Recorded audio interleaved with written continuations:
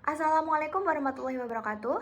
Perkenalkan, nama saya Hesti Isneningrum, NPM 2320103086, akan mempresentasikan mengenai analisis keuangan PT Jasu Indo Tiga Perkasa.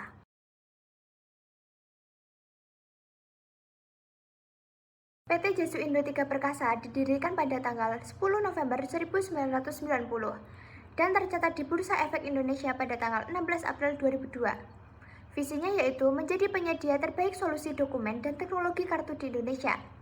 Produk yang dihasilkan berupa dokumen identitas seperti paspor, kartu identitas, lalu pembayaran seperti cek, perlindungan merek seperti materi pajak, dan percetakan komersial seperti Promo Plus. Struktur kepemilikan PT Jasu Indo Tiga Perkasa yaitu PT Jasu Indo Multi Investama sebesar 46%, Alan Wibisono 1%, Melinda Purwanto 2%, Yongki Wijaya 4%, Topan Graffiti Limited 20%, masyarakat yang kurang dari 5% sebesar 27%. Yang pertama, kinerja manajemen berbasis laba operasional. NOWC tahun 2022 sebesar 530 miliar menurun menjadi 454 miliar di tahun 2023. Artinya manajemen mampu mengelola modal kerja lebih efisien. Lalu TOC menurun dari 1 triliun 204 miliar di tahun 2022 menjadi 1 triliun 118 miliar di tahun 2023. Hal ini menunjukkan adanya efisiensi aset operasional. Lalu NOPAT di tahun 2022 sebesar 153 miliar dan tahun 2023 sebesar 243 miliar.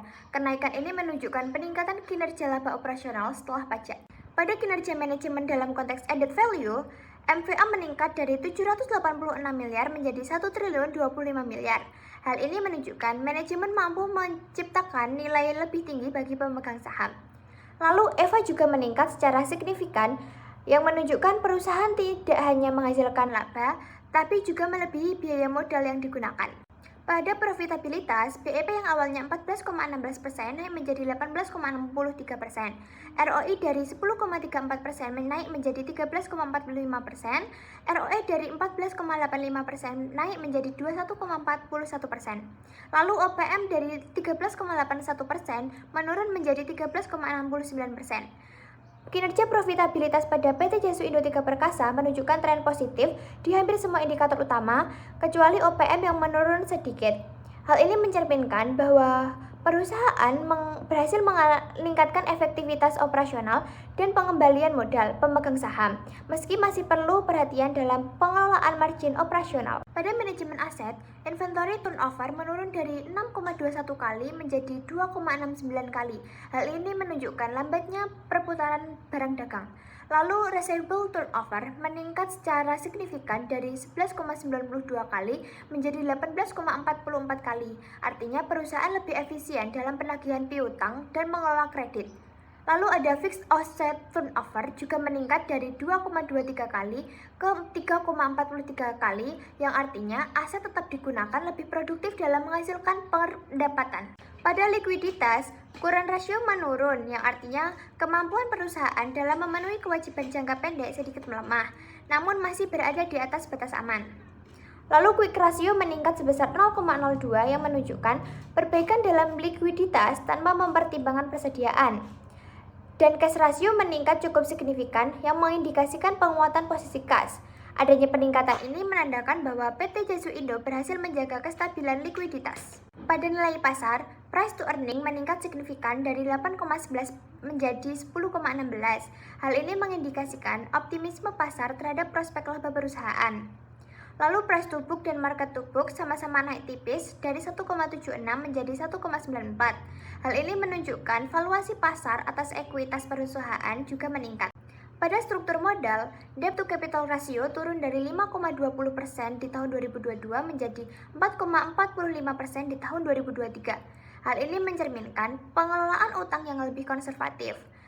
Lalu pendanaan PT Jasu Indo Tiga Perkasa berasal dari bank lokal besar tanpa eksposur ke pinjaman valuta asing. Hal ini mendukung teori pecking order yang menyatakan bahwa perusahaan lebih memilih pendanaan internal daripada eksternal. Pada kebijakan dividen payout ratio menunjukkan peningkatan dari 35,77% di tahun 2022 menjadi 45,55% di tahun 2023. Yang artinya perusahaan membagikan porsi laba bersih yang lebih besar kepada pemegang saham.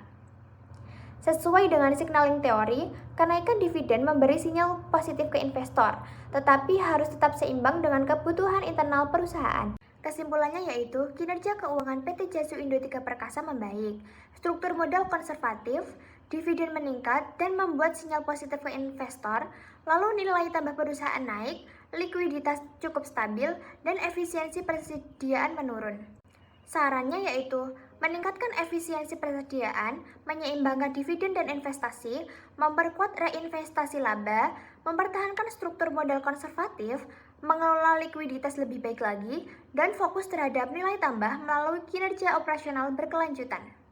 Cukup sekian yang dapat saya presentasikan, kurang lebihnya mohon maaf. Wassalamualaikum warahmatullahi wabarakatuh.